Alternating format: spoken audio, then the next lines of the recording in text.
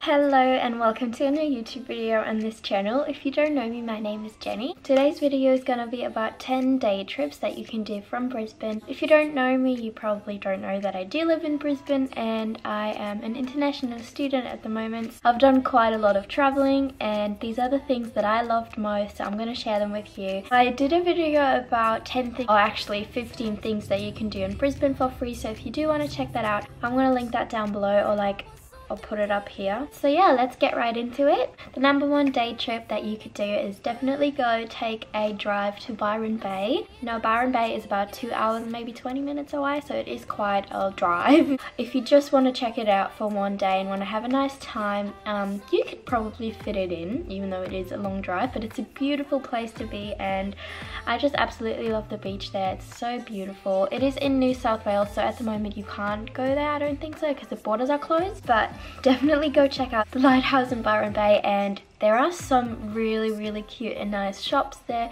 where you can get souvenirs if you are traveling. It's like its own little world, so it is quite a cool experience to go to Byron Bay.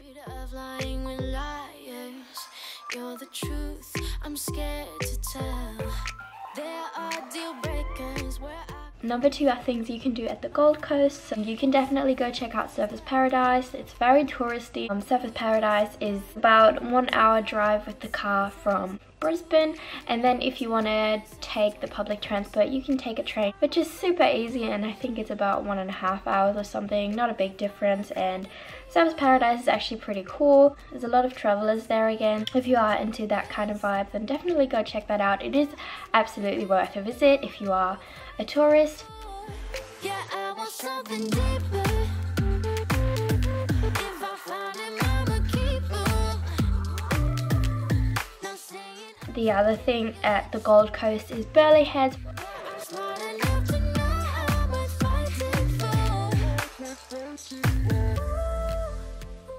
Honestly, my favorite, because it's just not too touristy. I went camping to Burleigh Heads with my first host family there for about a week or something, and it was absolutely beautiful. And then you can also go check out the Burleigh Heads National Park, which is a beautiful park to go for a walk.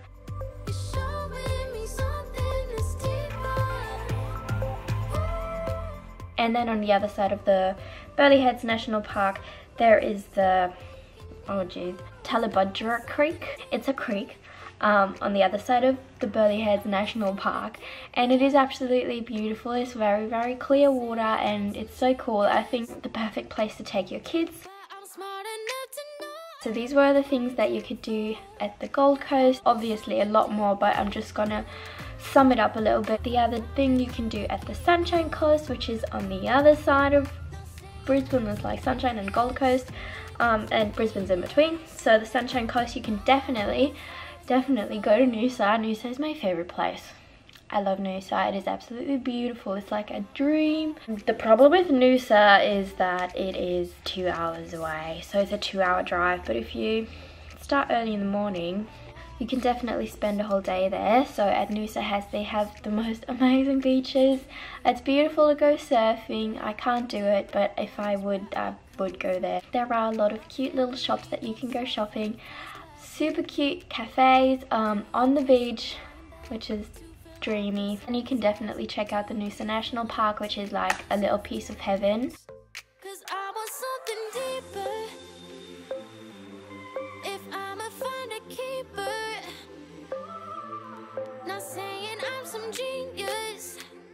Another thing that I want to add to this list at the Sunshine Coast is to check out the Glasshouse Mountains. They are absolutely magical, and it's again a 1 hour drive.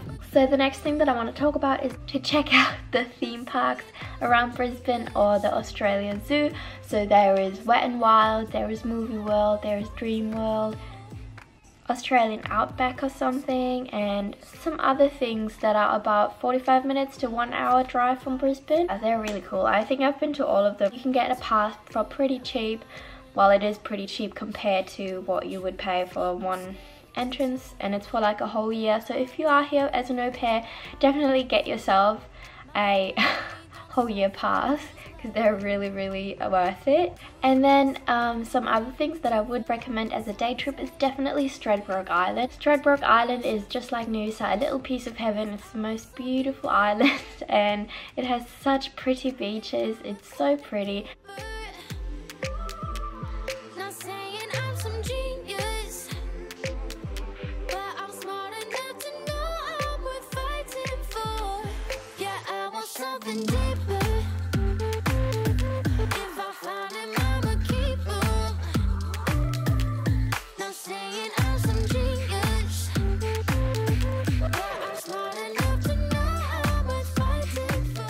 So I've been there by public transport a little bit, and then I've been there with a car once, and we went camping there, which was absolutely beautiful. You can take the train, I think, to Cleveland, and then you take a ferry to the island, and then on the island there's public transport like buses that drive you around.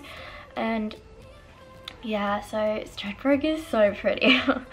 And then another island that I really like is Moreton Island. Now I did the mistake that I did a one-day Moreton Island tour with snorkeling, kayaking and sand surfing or something. I don't think it was worth it. I think if you'd go by yourself it'd be a lot better, because they just rush you through all of these experiences, and in the end it's just, you don't really have time to relax and actually enjoy the island.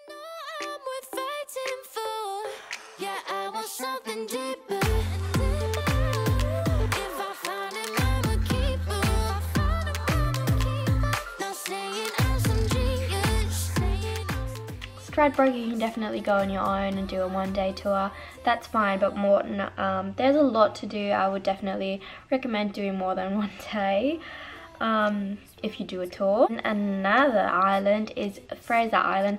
Now Fraser Island is probably not a day trip from Brisbane. It is quite a drive. Don't know if I would recommend that for a day trip, but I just wanted to put it on the list. If you want to go for a weekend, it is worth it. And yeah, these were all of the things that I would recommend doing as day trips from Brisbane. I hope you liked it, and if you are from Brisbane, I know there's heaps more than I just said in this video, but these were kind of my top ideas. Definitely put your ideas down below in the comments, and also let me know if you'd like to see more of these kind of videos. Now there's a lot more to do around here, so there's a lot more video opportunities, so if you do want to see more, definitely let me know, and give this video a thumbs up. Also, if you want to see more of my content, please make sure that you subscribe. That would make me very happy. Yeah, and I hope you have a lovely day. I hope you're all well, and I'll see you next time. Bye.